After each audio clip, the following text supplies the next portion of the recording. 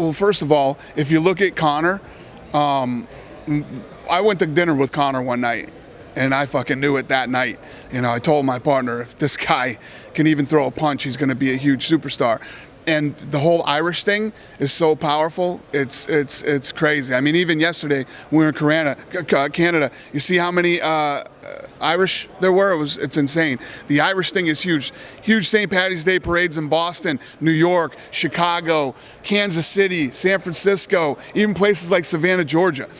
And there's a way when you have an Irish fighter that you think has potential to move him, and we moved him exactly the way you're supposed to do it. But you got to have a guy who can actually do it.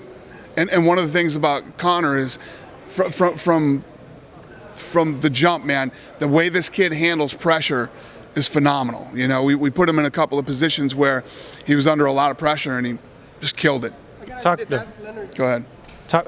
Dana, we're out with CombiBox. We went back and we tracked 10 of Conor's UFC fights, his stand-up game. What we saw was a fighter that throws no more than 40 punches per round. And what we know of guys that have given Floyd trouble in the past, you got to throw around 90 to 100, like Cotto and Maidana. How are you expecting Conor to come out in this fight? Do you see him coming as a counterpuncher, or do you think he's going to kind of bring this fight to Floyd and throw upwards to 90 to 100 punches? Well, one of the things that I've noticed about Conor is he's a master at range and distance, you know, and he always, all the guys that have said, oh, he might have hurt this guy, but he isn't going to hurt me. He might have knocked this guy out, but he isn't going to knock me out. And what's going to happen when he faces a wrestler, and the list goes on and on. He is very good at figuring out his opponents and figuring out ways to beat them. And when you talk to him, he is very confident and will make you believe that he will beat Floyd Mayweather because he has this thing worked out. So I stopped doubting this kid a long time ago. I'll leave the fighting up to him and, the promoting up to me. You got to talk to me about the shirt right here. Zuffa Boxing. What's the cogwheels? What's going on with this? Yeah, it's a cool looking shirt. I like it. Is there anything to it? Yeah, it could be. Yeah? Yeah. By the end of the year, maybe? I don't know. We'll see. Is it something that you think maybe outside of the UFC, Lorenzo could come back and be a part of it? Yeah, Lorenzo's in fucking Italy on a boat right now. I don't think he's coming back anytime soon. Dan, you're a big boxing guy. You got to start off in boxing. Who are some of your major influences in the sport, going back to maybe Hagler, huge Hagler fan. Huge, obviously, Tyson's the greatest thing to ever happen in my lifetime as a fan of combat sports. Everybody loves Ali. I'm a huge Ali fan, so yeah. Any guys today that you like? Yeah, I like Triple G, man. I'm a Triple G fan. I like Canelo, fucking great dude too. I'm excited about that fight. You a Mayweather fan? Yeah, of course. I like Floyd. Yeah.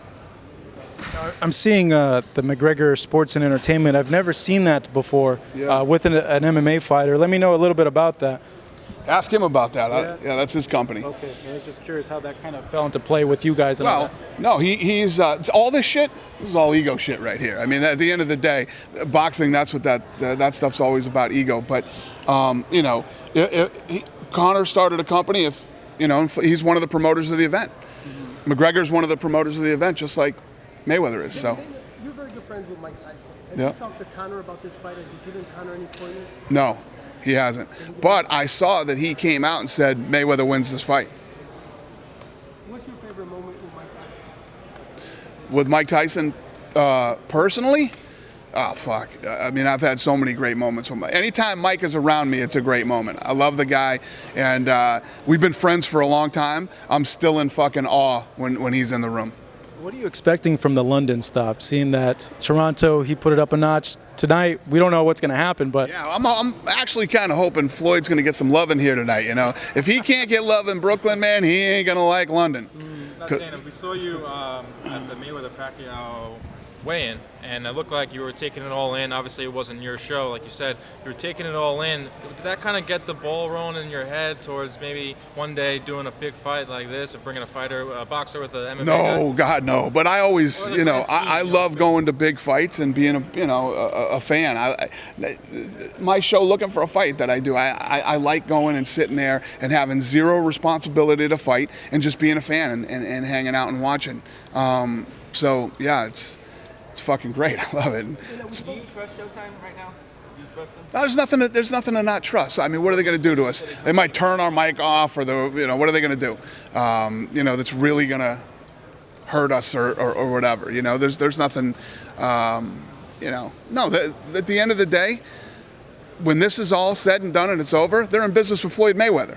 They're not in business with me, and I have a real bad history with Showtime. It's not like we're all like, hey, fucking great to see you and all that stuff. So, it makes sense for them to do us dirty here and there, and it's all good. It's all good. Dana, how many calls do you get every day? Because everybody wants a ticket. Leonard told us he had 67 calls just when he jumped in the shop. Oh yeah, for tickets? Oh, it's madness. Any big names, huge celebrities? Every big name, every celebrity. Literally all of them. Name them. They've asked for tickets. Who's showing more interest? UFC guys, athletes, celebrities, or everybody? Are the UFC guys interested in this? This is a truly global fight that touches and reaches everybody. I mean, it's crazy. You see this in a way coming full circle, because your history was starting with boxing, and then you took what you didn't like about boxing and you went with the UFC and you implemented that, and now we're back at a boxing event. Yeah, no, not really. I don't know. In a million years, I never thought that something like this would happen. Obviously, I've known Floyd for a long time, and I never thought that I would be a part of a fight with Floyd. No, I was telling somebody, it's just trippy just seeing you and Floyd and Conor on stage. Like yesterday, I really looked at it. I'm like, man, this is so weird. Crazy. Yeah, no, it's fucking batshit nuts. Yeah, it's crazy. Dana, are there any elements? A lot of times I think you look and you're always improving the show and your change. Are there things of this promotion with bringing just the two main guys out to do anything like this with maybe some of the new UFC events? Maybe change up the weigh-ins, just do something different? I don't know. You think I should do these kind of press conferences? I don't know. What do you think? I think not. I think I shouldn't. At the end of the day, my philosophy is this. When we all go out there, there's two people that these guys want to hear from. Fucking Floyd and Conor. That's it. Nobody wants to hear any 20-minute speeches from fucking people that shouldn't even be on stage and all that bullshit. You know what I mean? They want to hear from the fighters. And I think that it should be open. Like, it's great. You have to come out and spend some time with you guys, but things should open right up to the media. That's why I do the press conferences the way that I do. I walk out and I say, what's up? Thanks for coming. Appreciate it. Maybe I have a couple items that I got to hit you with, but it's right into it, And I have a dais full of guys that you can ask questions to,